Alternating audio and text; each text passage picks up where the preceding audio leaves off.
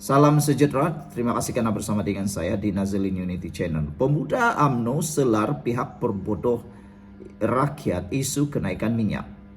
Ketua Pemuda UMNO Akmal Saleh menyelar tindakan pihak pembangkang yang didakwa cuba memperbodohkan pemikiran rakyat dengan mempolitikkan isu kenaikan harga minyak di negara ini. Akmal Saleh berkata kenaikan harga bahan api itu bukan ditentukan secara sewenang-wenangnya oleh kerajaan. Sebaliknya, ia merupakan impak langsung daripada kenaikan harga komoditi tersebut di pasaran dunia. Sejak dari dahulu lagi peningkatan harga minyak ini bukan disebabkan kerajaan sesuka hati menaikkan harga minyak. Tetapi kebanyakan faktornya adalah akibat peningkatan harga minyak di pasaran dunia, kata Akmal Saleh. Walaupun pembangkang ketika pemerintahan BN dahulu mengkritik dan menghina kerajaan akibat kenaikan harga minyak ketika itu, tetapi bagi kami isu kenaikan harga minyak ini adalah isu global yang perlu ditangani bersama, kata Akmal Saleh. Pihak kerajaan maupun pembangkang perlu bekerja sama untuk kebaikan rakyat dan bukan menunggang isu ini untuk memperbodohkan pemikiran rakyat, katanya dalam satu kenyataan hari ini. Semalam Kementerian Keuangan MOF dalam kenyataan memaklumkan harga runcit diesel di Semenanjung Pula naik sebanyak 80 sen kepada 5,52 seliter, manakala di Sabah, Sarawak dan Labuan kekal pada harga RM2,15 seliter. Kenaikan itu susulan peningkatan harga minyak global akibat perang di Iran. Harga runcit petrol RON 97 pula dinaikkan sebanyak 60 sen kepada RM5,15 seliter bagi tempoh 26 Mac hingga 1 April ini, manakala harga petrol RON 95 tanpa subsidi turut dinaikkan sebanyak 60 sen kepada RM3,87 seliter. Namun harga runcit petrol subsidi RON 95 di bawah program Budi Madani 95, Budi 95 pula kekal pada paras RM1,99 seliter. DH yang memetik sumber yang tidak dinamakan melaporkan kerajaan juga merancang untuk mengurangkan kelayakan bulanan standard bagi petrol RON 95 bersubsidi di bawah program Budi 95 selepas harga bahan api tanpa subsidi melonjak lagi susulan perang di Iran yang berterusan. Sekian dulu untuk kali ini. Jangan lupa tinggalkan komen Anda, tekan butang subscribe. Bye-bye. Salam sejahtera, terima kasih karena bersama dengan saya di Nazilin Unity Channel. Banyak kali juga aku tak setuju dengan apa yang Akmal Saleh buat. Tetapi biasalah, perbezaan politik, perbezaan pandangan, perbezaan cara kita boleh raikan bersama. Tetapi kali ini ada persamaan antara pemikiran aku dengan Akmal Saleh. Apabila Akmal Saleh menyelar pihak perbodoh rakyat isu kenaikan minyak. Pemuda UMNO selar pihak perbodoh rakyat isu kenaikan minyak ini, terutamanya bawah laut dan pembangkang. Tuan-tuan dan puan-puan sekalian, di media sosial sekarang mereka menulis seakan-akan mereka lah yang terbaik. Aku paling benci sekarang membaca komen-komen daripada netizen. Ada netizen yang terikut-ikut dengan selera pemikiran pembangkang, seakan-akan satu dunia ini dikontrol oleh kerajaan Malaysia ataupun Anwar Ibrahim atau Perdana Menteri. Aku nak tanyalah, kalaulah Mahathir jadi Perdana Menteri, kalaulah Hamzah Zainuddin Perdana Menteri, Muhyiddin Yassin kah, Abdul Hadi Awang kah, Samsuri kah, siapa-siapalah yang jadi Perdana Menteri sekarang. Siapa di sini yang boleh beri jaminan harga minyak Malaysia akan kekal sama dan tidak terjejas gara-gara perang antara di Asia Barat?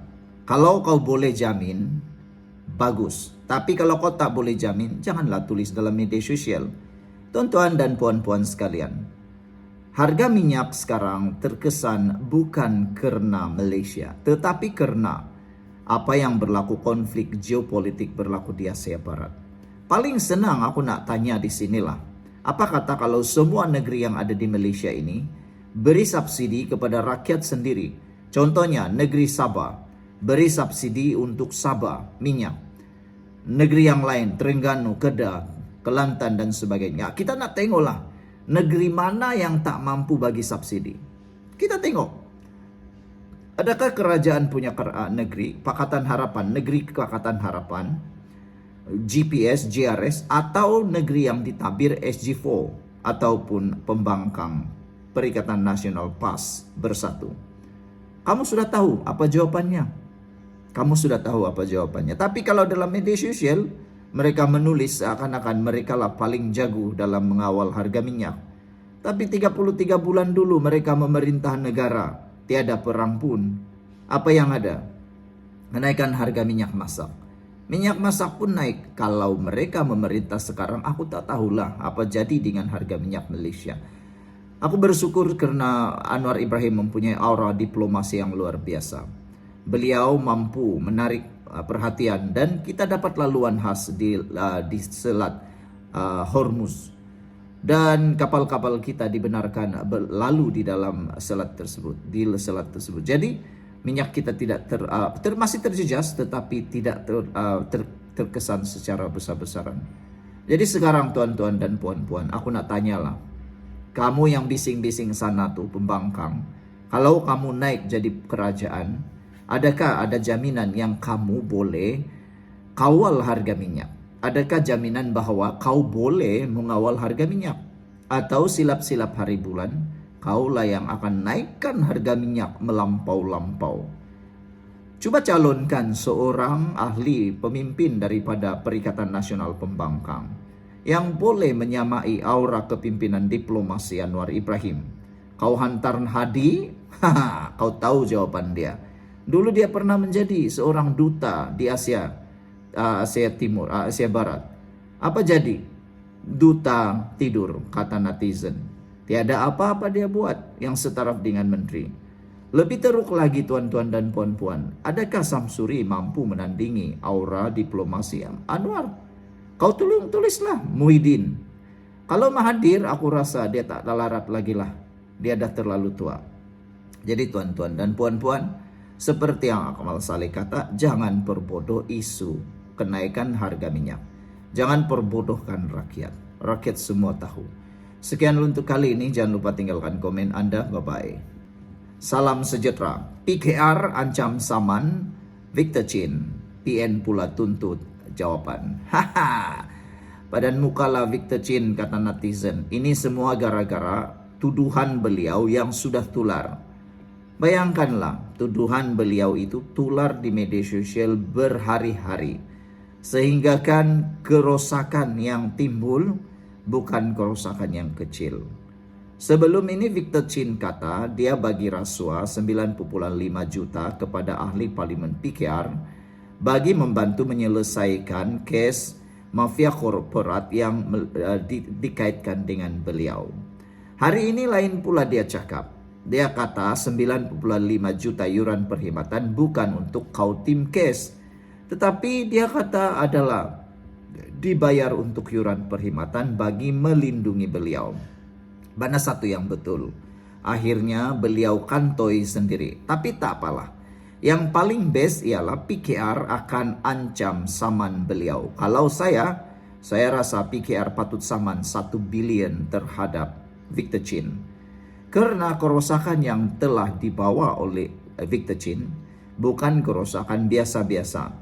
Sudah ramai orang yang termakan fitnah, sudah ramai orang yang termakan naratif, sudah ramai orang yang percaya bahwa memang ada ahli parlimen PKR yang ambil rasuah, padahal tiada pun.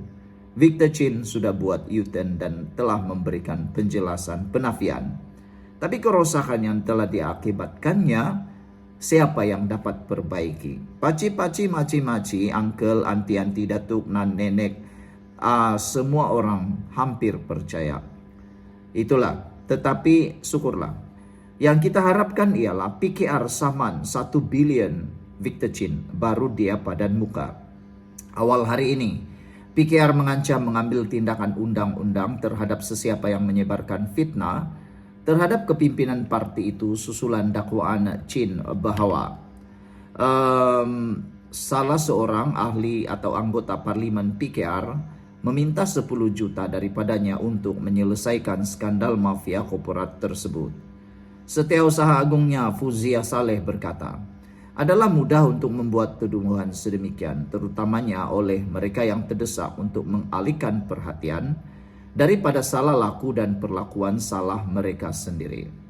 Sudah buat salah, coba dapatkan simpati, lalu salahkan orang lain. Yang lebih teruk lagi, buat cerita yang tak betul. Sudah tersebar di media sosial, baru dia kata bukan begitu. Inilah yang paling teruk sekali.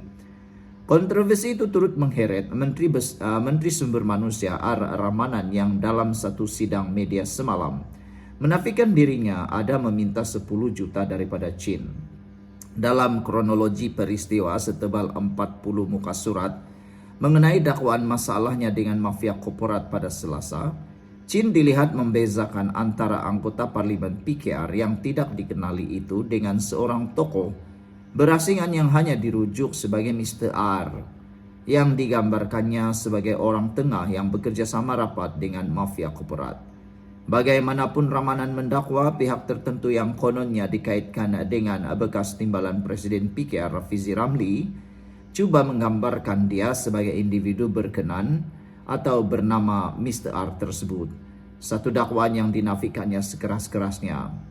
Sambil menegaskan bahwa dia tidak pernah bertemu Chin, naib Presiden PKR itu berkata, dia akan membuat laporan polis terhadap individu yang membuat tuduhan tersebut yang didakwanya disebarkan oleh pihak yang tidak bertanggung jawab.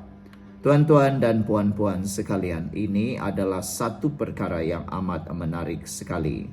People Mouse kata apa macam Rafizi. Ketaru Minami kata tak payah cakap banyak dan berdrama, bongkarkan saja nama yang kamu maksudkan itu Victor Chin, kata beliau. Adakah Victor Chin adalah pengecut atau pemberani? Kita tunggulah, bye-bye.